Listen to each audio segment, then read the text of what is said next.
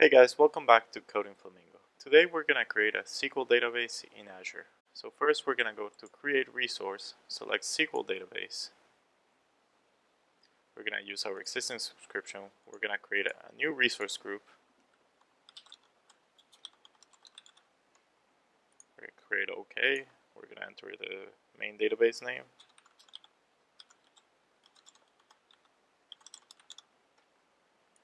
We're going to create the server.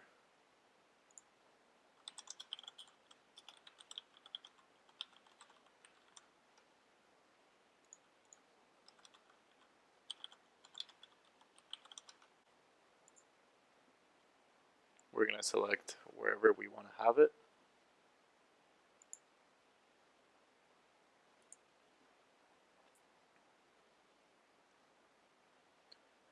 This one is if you have multiple databases, you can put them in the same pool and use the same kind of like DTUs, which is the measurement they use for like how big it is.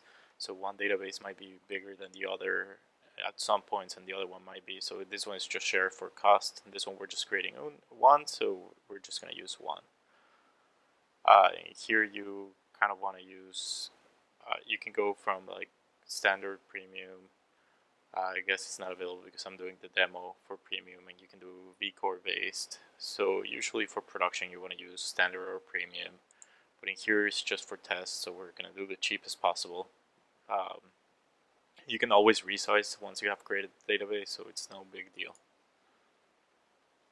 So next, networking, you can make it that it's accessible from anywhere or nowhere or certain points. We're going to put no access, and we can add granularity later. Data source, we're going to start with a blank one. Data security, it's good to have. This one is a test one, so I'm not going to pay the $15 a month. But if it was production, I would enable it. Tags, if you want to tag your resources for different things. This review and create.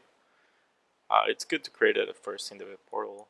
Afterwards, you might want to download the template to be able to automate it and be able to do it as a deployment instead of having to do it manually. Imagine if you have to deploy thousands of these. Would it make sense to do it manually?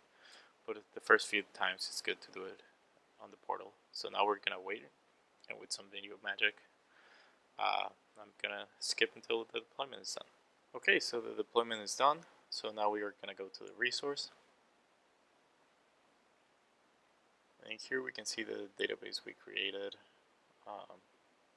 We can see different things, so we can add auditing or advanced security. As I said, everything can be done on the spot.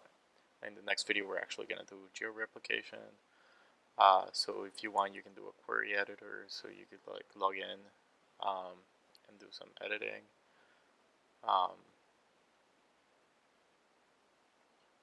So now we're going to go to the actual database. But first, let's add the admin for the database. So first, we have to go to the actual server. So this was the actual database. So let's go to the server. And in here, we have to set an Active Directory admin. And this will connect this database to actual Active Directory, so then you can use different Active Directory stuff to log into the database and add users to the database with it. So we're going to add the me coding flamingo on Microsoft.com. We're going to set it as save. Once that's saved, we're going to go to Azure Data Studio. You can use SQL Server Manager, whatever you're more comfortable with, and we're going to use Azure Active Directory. So in here I already linked my account, but if not, you can just go in and link your account. It just makes you open a browser, and that's about it. And we're going to set connect. As you remember, I didn't add my IP address.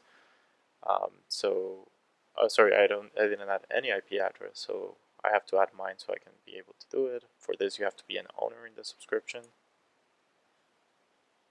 And so now I added it, and I can see I have access to the main database tutorial and the whole database. So if we go back to firewalls, you can see here that I added my IP address, and we're gonna add that Azure Services and Resources can access this. So this is for web apps and stuff to be able to access. If it's a production database, you should probably just do IP based, not the whole Azure services. But in this case, we're just gonna do the IP services for this. The Azure services for this tutorial. So that's it for this video. In the next videos, we're gonna look at geo redundancy and then connecting to the SQL without using a password with MSIs. So thank you for watching, and I'll see you in the next one.